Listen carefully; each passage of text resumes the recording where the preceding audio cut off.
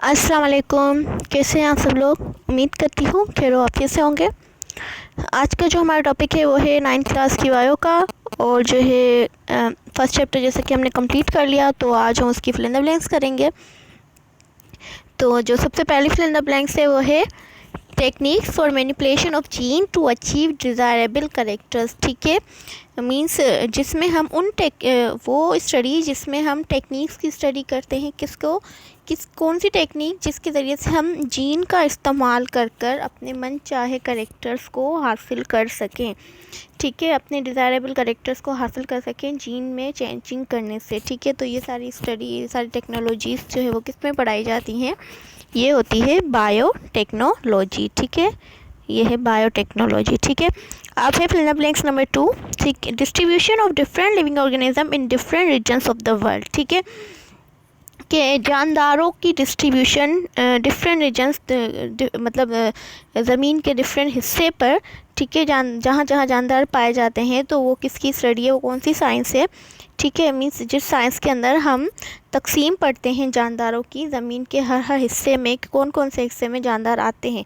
ठीक है, जानदार मीन्स बायो, और ज़मीन मीन्स ज़मीन की स्टडी जो खिते की, उसको ज्योग्राफी कहते हैं। तो ये कौन सी फील्ड हो गई? ये हो गई ज्योग्राफी, बायो ज्योग्राफी। ठीक है, नेक्स्ट है हमारा part of agriculture for the development of new varieties of plant and air fruits. ठीक है, मतलब एक ये भी पार्ट एक मतलब हिस्सा है, ब्रांच है एग्रीकल्चर की, जिसमें हम क्या करते हैं? डेवलप करते हैं, मीन्स ग्रो करते हैं नई वैरायटी के प्लांट्स और फ्रूट्स। ठीक है, मतलब न्यू वैरायटी के प्लांट्स और फ्रूट जिसमें हम ग्रो करें उसको कहते हैं हॉर्टिकल्चर। ठीक है, बायो एलिमेंट नेक्स्ट है हमारा bio elements considered as vital for life are. ठीक है, बायो एलिमेंट्स पूछा जा रहा है। ठीक है, तो बायो एलिमेंट्स जो है वो 16 लिखे गए हैं। पीछे आप बुक में देख सकते हो कि वहाँ पे आपके 16 बायो एलिमेंट्स बताए गए हैं। ठीक है, उसमें से 6 जो हैं उसको कहा जाता है बेसिक एलिमेंट, जो कि है CHOSP। ठीक है, ये जो है हमारे N। ठीक है, ये जो है वो हमारे 6 बेसिक है, और बाकी 16 जो है उनको बायो एलिमेंट्स कहा जाता है।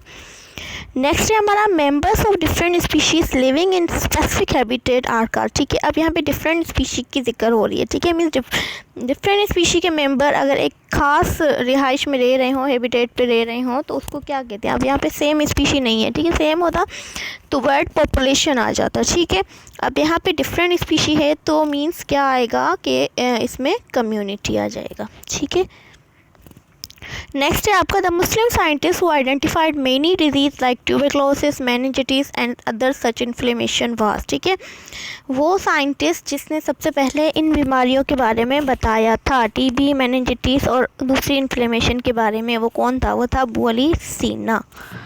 ठीक है, नेक्स्ट है part of earth where life exist. ठीक है, ज़मीन का वो हिस्सा जहाँ पे ज़िंदगी पाई जाती है उसको कहते हैं बायोस्फीयर। नेक्स्ट है हमारा foundation of life based on. ठीक है, लाइफ की फाउंडेशन किस पे बेस्ट करती है? लेवल ऑफ ऑर्गेनाइजेशन में हमने पढ़ा था केमिकल्स पर। नेक्स्ट है हमारा fish is one of the best source of. ठीक है, फिश एक किसका ज़रिया है? मीन्स कौन सी डाइट पाई जाती है फिश में? तो पाई जाती है protein. Radio labelling and carbon dating also show some uses of radioactive isotope in determining the. ठीक है, रेडियो लेबलिंग और कार्बन डेटिंग क्यों इस्तेमाल होता है? ठीक है, वो जो है रेडियो एक्टिव आइसोटोप को इस्तेमाल करते हैं क्या जानने के लिए? ठीक है, फॉसिल्स की एज जानने के लिए। तो ये थी हमारी फिल इन द ब्लैंक्स। ये जो है हमारा चैप्टर 1 कंप्लीट हुआ। इंशाल्लाह नेक्स्ट लेक्चर में हम चैप्टर 2 स्टार्ट करेंगे। अल्लाह हाफिज़।